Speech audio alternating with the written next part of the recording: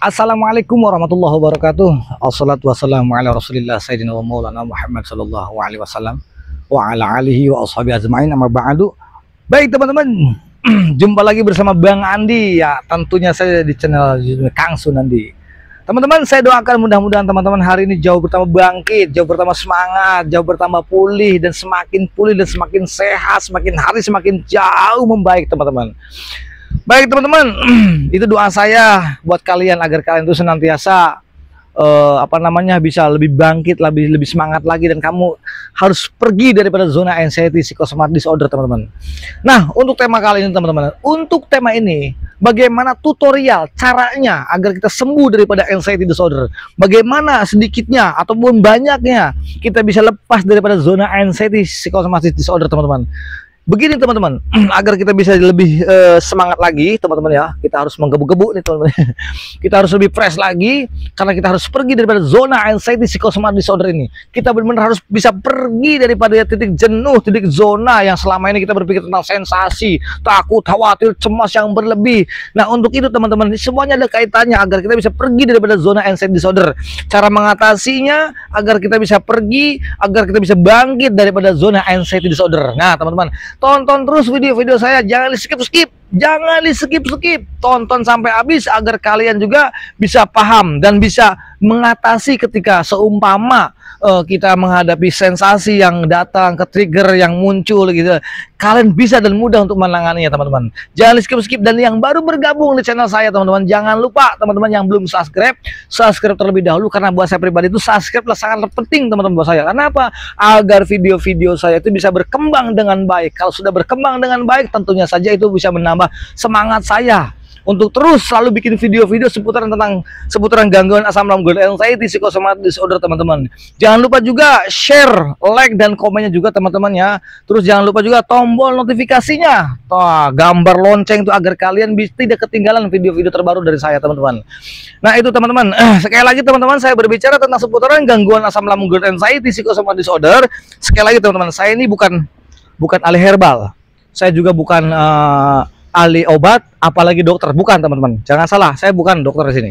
Tapi saya di sini bercerita tentang seputaran gangguan asam lambung, anxiety psychosomatic disorder itu teman-teman, berdasarkan dengan pengalaman saya yang dulu saya pernah mengalami, dan sama seperti kalian yang dulu saya alami itu, nggak jauh beda. Sensasinya, perasaan yang nggak enak, gundah gulana, cemas, khawatir, takut, wah pokoknya berjibun, seolah-olah sensasi itu sedang reuni banget deh pokoknya deh. Jangan khawatir teman-teman, karena semua itu apapun sensasinya tidak berbahaya sama sekali, jadi kalian nggak usah khawatir. Lalu teman-teman, untuk mengatasi gangguan asam lambung, anxiety psychosomatic disorder teman-teman ya, agar kita bisa lebih bangkit lagi, agar kita bisa lebih bangkit, lebih pergi daripada zona anxiety disorder. Bagaimana tutorial dan caranya Kang? Begini teman-teman, yang pertama yang harus dilakukan teman-teman ya, kalian harus bisa melawan rasa takut kamu, kalian harus bisa melawan rasa cemas kamu, kalian harus bisa melawan rasa khawatir kamu, kalian juga harus bisa melawan rasa was-was kamu. Kan nggak semudah itu Kang. Kalau saya untuk melawan rasa khawatir, cemas, takut, was-wasnya itu memang nggak seperti itu. Tapi paling tidak teman-teman, paling tidak kalian itu nggak boleh yang namanya itu mendiam diri, meratapi, gundah gulana, melamun, rasakan sensasi, selalu berandai-andai. Wajib bagi kalian yang untuk penderita gangguan asam lambung, anxiety psychosomatic disorder itu wajib dihindari. Rebahan di siang hari, melamun, meratapi, rasakan, bahkan sampai menyamak-nyamakan sensasi. Stop teman-teman, stop, jangan berpikir seperti itu. Jangan dibiasakan. Memang sih teman-teman, saya akui dulu awal-awal mungkin 2 tahun lebihnya, 2,5 tahun itu selalu saya bilang, orang yang terkena anxiety psychosomatic disorder itu rata-rata mereka itu teman-teman ya, mereka itu males kemana-mana, jujur males. Jangankan untuk pergi gitu kan ya, kadang-kadang pergi keluar rumah pun juga pokoknya males. Pengennya apa sih orang terkena anxiety disorder itu? Pengennya itu hanya diam diri, rebahan, tiduran, meratapi, ya gundah gulana lagi, terus juga pikiran udah macam-macam, yang itu bikin masuk dalam pola pikir kita yang jatuhnya akan jadi ke perasaan. Dari perasaan ini selalu khawatir, was-was, cemas, ya itu dari pikiran kita. Akhirnya apa? Perut kita begah lagi, kembung lagi, kelayangan lagi, telinga berdenging lagi, jantung mulai berdebar lagi. Selalu seperti itu, pinggang sakit, semuanya. Kenapa? Karena kurangnya beraktivitas. Nah, agar kalian bisa lebih bangkit, pergi dari zona anxiety psychosomatic disorder, maka kalian benar-benar harus bisa mengabaikan rasa malesnya, harus bisa mengabaikan rasa takutnya, khawatirnya, cemasnya, gula-gulanya, abaikan. Karena sekali lagi teman-teman, kuncinya untuk penderita gangguan asam lambung GERD anxiety psychosomatic disorder itu tidak berbahaya sama sekali. Jadi kalian nggak perlu takut. Yang dulu saya rasakan itu teman-teman, yang saya belum bisa membedakan mana psikosomatik, mana psikosomatis, mana ini gangguan mental, itu waktu belum membedakan itu, yang saya selalu dihantui adalah pikiran was-was. Kenapa? Pikiran was-was itu timbulnya daripada sensasi. Sensasinya seperti apa? Yang dulu yang saya khawatirkan itu sensasinya karena tiba-tiba, tiba-tiba jantung saya itu berdebar sangat ekstra banget, ekstrim dan horor banget. Yang bangun tidur jam 3:30, 4, begitu bangun tidur itu berdebarnya nih di sebelah kiri saya, aduh ini hebat banget nih. Belum lagi ditambah lagi sesak, bukan sesak sih sebetulnya itu teman-teman ya.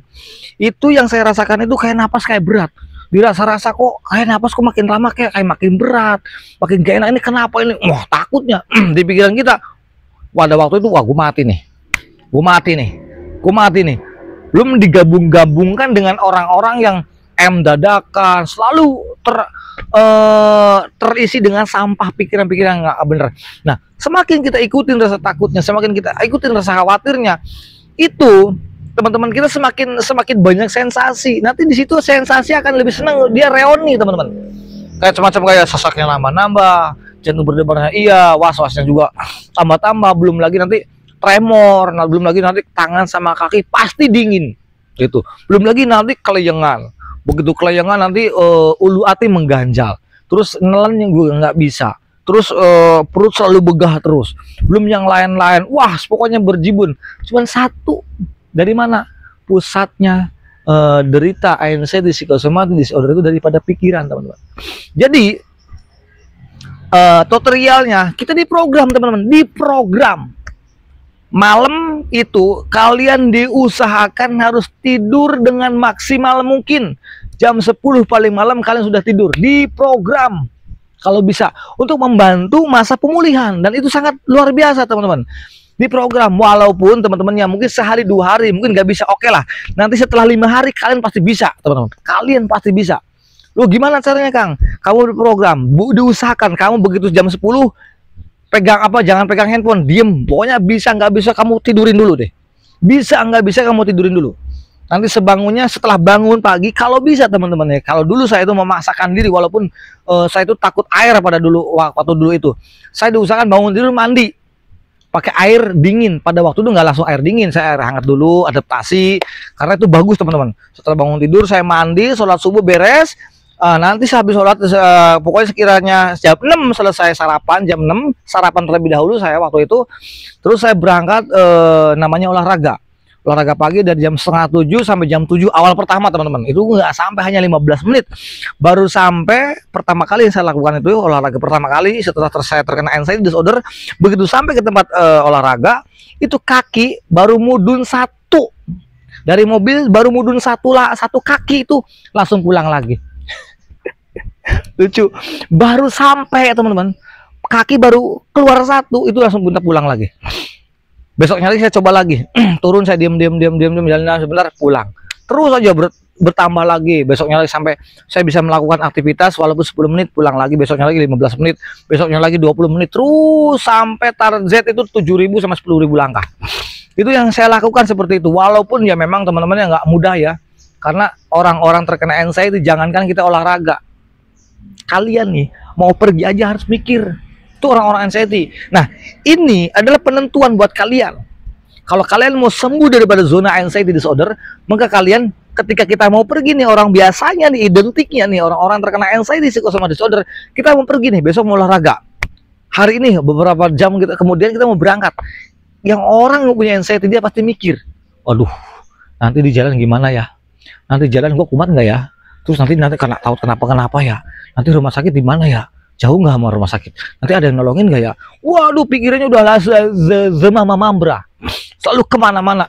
Itu orang-orang terkena anxiety disorder. Makanya kalian, walaupun kalian mempunyai pikiran seperti itu sekarang teman-teman, kalian tetap memaksakan, walaupun pikirannya banyak, takut ini takut itu, tapi kalian harus bisa memaksakan datang ke suatu tempat. Dan itu tempat baik untuk apa? Untuk olahraga. Sedangkan orang normal, orang sehat pun yang namanya olahraga itu penting. Apalagi kita orang yang terkena anxiety, psychosomatic disorder, gangguan mental. Dan ini sangat penting buat kalian. Gitu teman-teman. Jadi teman-teman, untuk kalian semuanya, hadirin hadirat, untuk teman-teman penderita gangguan asam lambung, anxiety, psychosomatic disorder, kalian harus bisa memaksakan diri dan kalian nggak perlu nurutin rasa takut kamu. Kamu jangan diikutin tuh. Jangan diikutin rasa takut kamu. Takut apa? Takut pingsan. Takut apa lagi? Takut dadakan. Takut nggak ada yang nolongin. Buang. Walaupun pikirannya ada, tapi tetap kamu harus bisa memaksakan datang. Karena percaya deh teman-teman, itu semua yang kalian pikirkan itu tidak akan terjadi teman-teman. Tidak akan terjadi.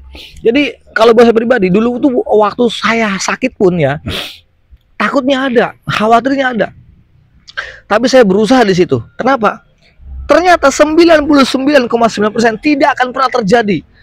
Tidak mungkin terjadi. Dari yang namanya takut takut pingsan. Nih sekali lagi teman-temannya, penderita gangguan asam lambung dan anxiety psychosomatic disorder itu tidak membuat kamu mati, tidak membuat kamu gila, tidak membuat kamu stroke, apalagi pingsan, nggak bakalan. Itu halusinasi, ilusi, permainan pola pikir saja. Dan itu hoax. Jangan diikutin rasa takut, khawatir, cemasnya. Dan semua sensasi yang kalian rasakan itu ya, itu berdampaknya kenapa? Dari mana pemicunya? Daripada pikiran kalian selama ini tanpa disadari kawan. Tanpa disadari kalian tuh semakin takut, khawatir, cemas, was-was, takut, khawatir, cemas, was-was. Itu lingkaran setannya itu. Apa sih yang ditakutin? Apa sih yang dicemasin?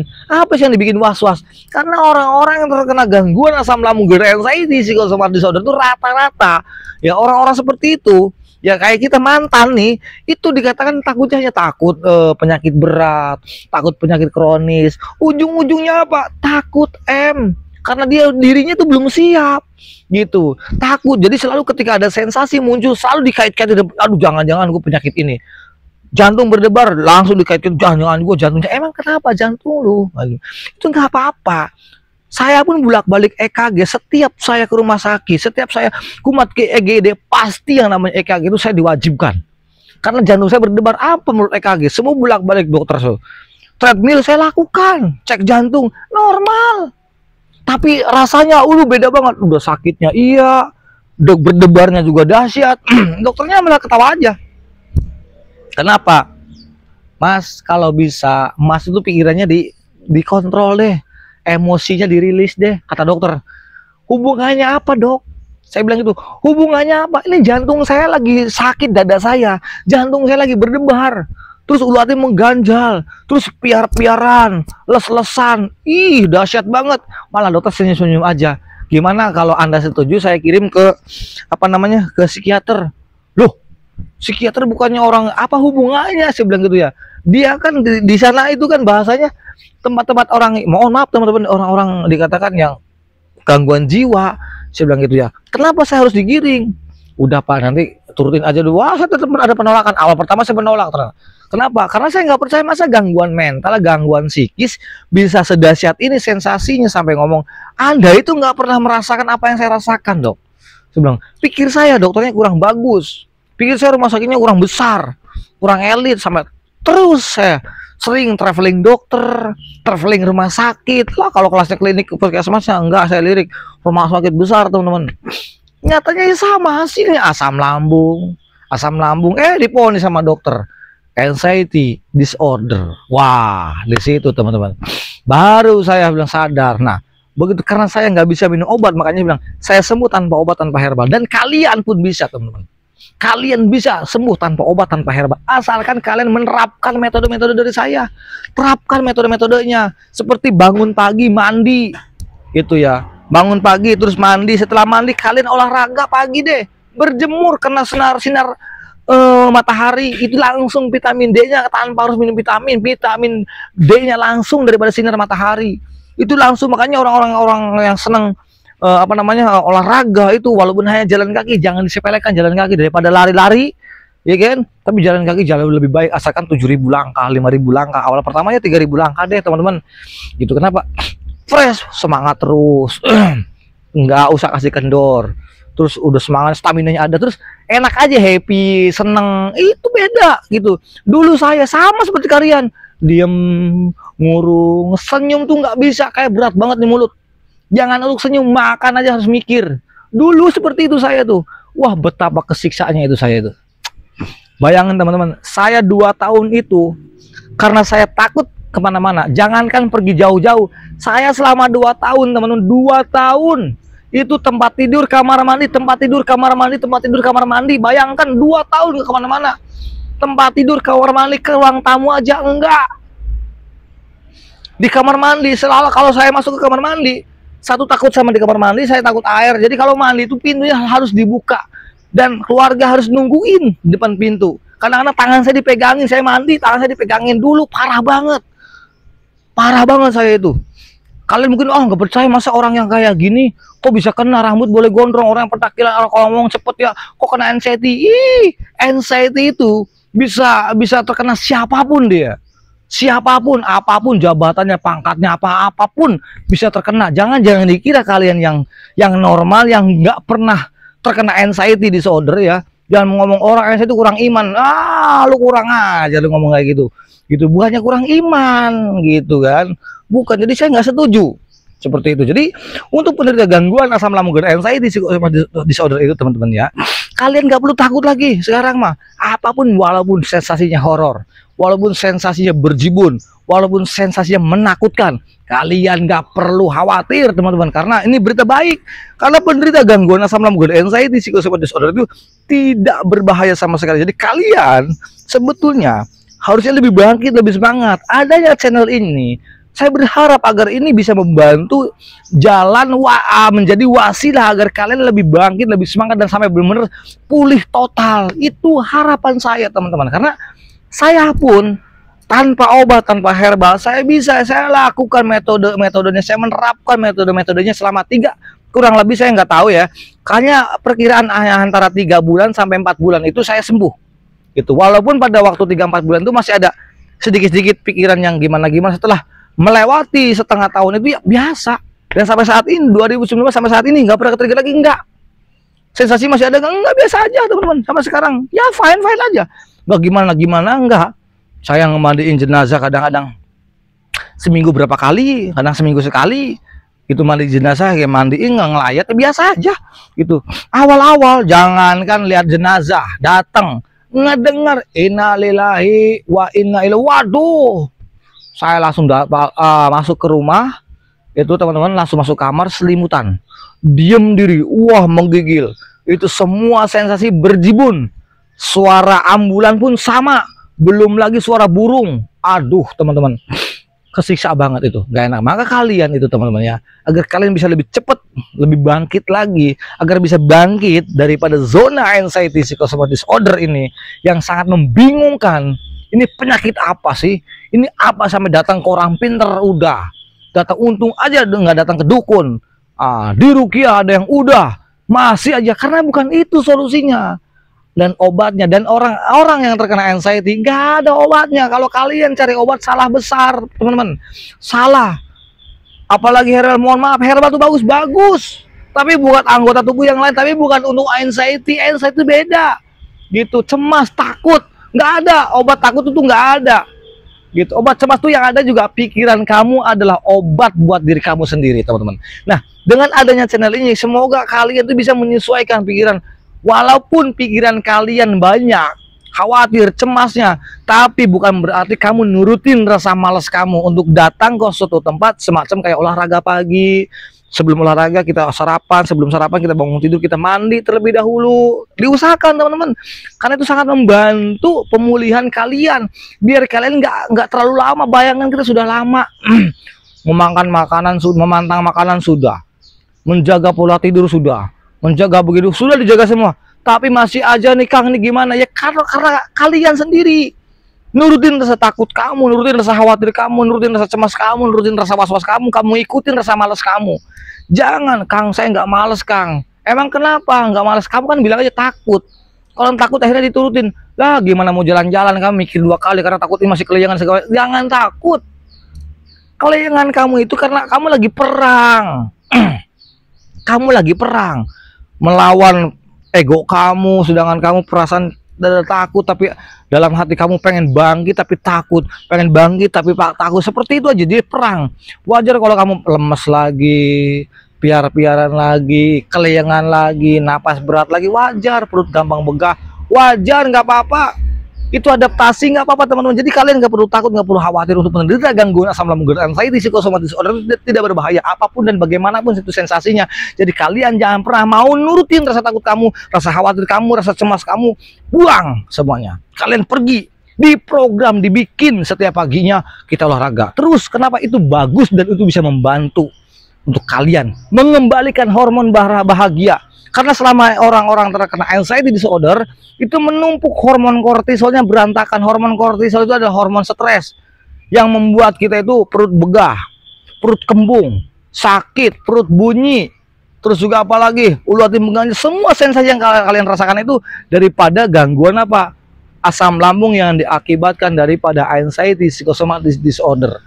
Jadi kalian teman-teman ya, untuk penderita gangguan asam lambung dan anxiety psikosomatis disorder, jangan terpicu, jangan mudah ke-trigger ketika sensasi itu muncul. Ketika sensasi muncul, pusingnya ada, alah si pusing lagi, datang lagi, sing, lagi apa kok sing, biarin aja deh. Ya kemarin kalau kita pikirnya begini, kemarin pun kita pusing.